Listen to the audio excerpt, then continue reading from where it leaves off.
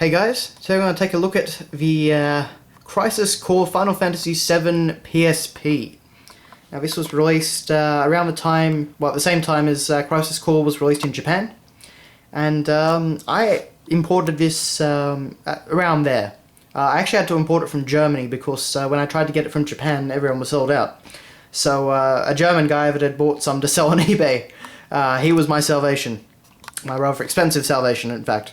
But anyway, it's a pretty nice PSP, and mine was broken at the time, so essentially I'd bought a PSP to play Crisis Core, and then I had accidentally dropped it at one point, so parts of it weren't too crash hot, so I wanted to get a replacement, and this came out, so why not?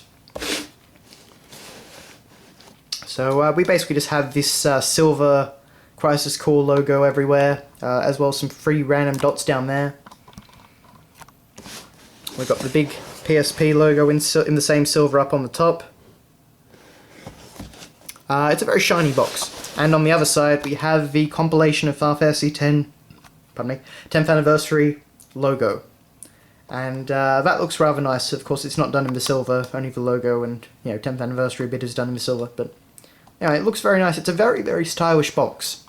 For a PSP. And it just lifts open, as so.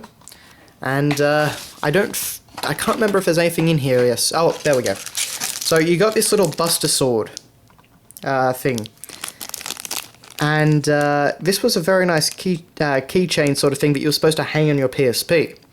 Now I'll get to it in a moment, eat in a moment, but just to quickly show you down here, if you can see it.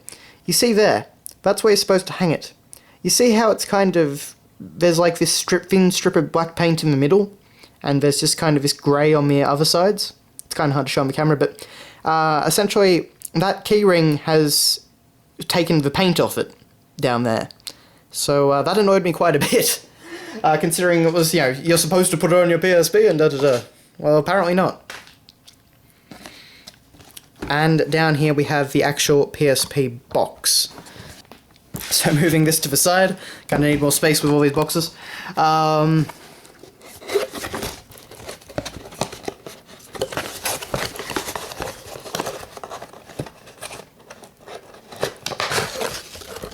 So we just got our power cords and whatnot. Of course this was Japanese, so I couldn't use it. I just used my first PSP's charger. You've also got something that's supposed to allow you to connect to the TV. I could never get it working, but... And of course you've got the Japanese PSP user manual. Like that. So nothing too exciting. But it's there. Now moving along, we have the PSP itself. So, you've got all the stuff you'd expect. You've got your buttons, all done in this nice silver style. You've got a little analog stick, which again, everything on this becomes dirty rather quickly. I probably shouldn't have used it in retrospect, but I needed a new PSP, so... yeah, sorry about that, collectors that get really worked up about seeing damaged systems. Unfortunately, I've used this one. And over here, we have the compilation logo there, with Cloud, Zack, and Sephiroth. And we have the 10th anniversary symbol there, as well as the PSP logo encased in this nice silver ring, which is, I mean, it's on the original PSP, but it looks rather well with this styling. Rather good, rather. We've just got our queer L and R buttons up here. Yeah, it's a PSP. Aside from that, we of course have the game. And I don't know if this was the same for all the copies of Crisis Core in Japan, but this one's actually shiny and done this kind of silver, black and white sort of thing. So it looks very stylish and very nice. On the side. And just a few tiny screenshots on the back and the logo. So it's not an amazing box, but it looks pretty stylish.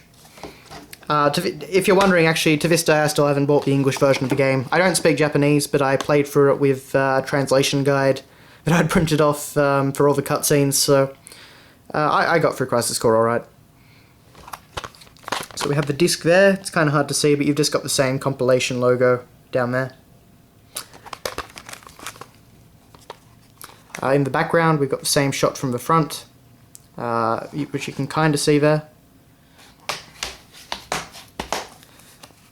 We have this thing. I really don't know. It folds out. I think it must be like some sort of product thing you can send in, some sort of survey. Yeah. We have something about the Final Fantasy VII potions, if people remember them. They were a drink in Japan at one point, so you could buy them and drink potions from Final Fantasy VII. I've got no idea how they tasted, but yeah.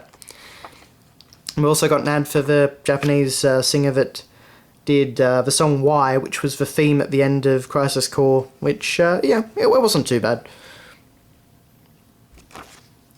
And of course we have our manual. So first off we have a render of Zack when he's young, standing in front of Midgar, I believe. Yep, there we go, there's Shinra Tao.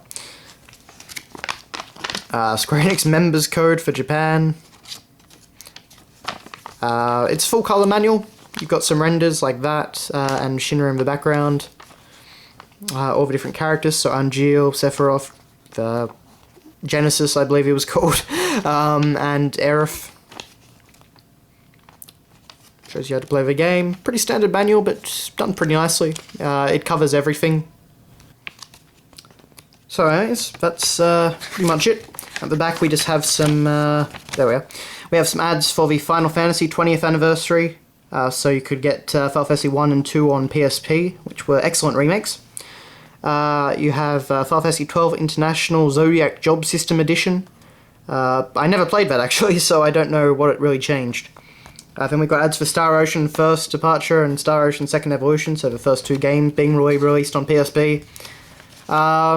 We've got ads for Final Fantasy Ultimania, the guidebooks, so we've got a 20th anniversary guidebook there, and a Final Fantasy mobile guide, or, oh no, those were just Final Fantasy mobile games. Lots of ads back here. Oh, and one last one for the original soundtrack, with a full colour picture of Zack, which is, I believe, the American front cover, and the Australian one, and the European one. So, yeah. That's pretty much it, though. So, it's quite a big package to get through. But I hope you've enjoyed this look at the Crisis Core Final Fantasy VII PSP. It's a very nice limited edition PSP. It's just, yeah, probably not worth quite what I paid, and it's, I think it's a lot cheaper now, but, I mean, if you've got a PSP, I don't think it's worth worrying too much about tracking down the limited edition ones, but, depends who you are. So thanks for watching, guys, and I will see you later.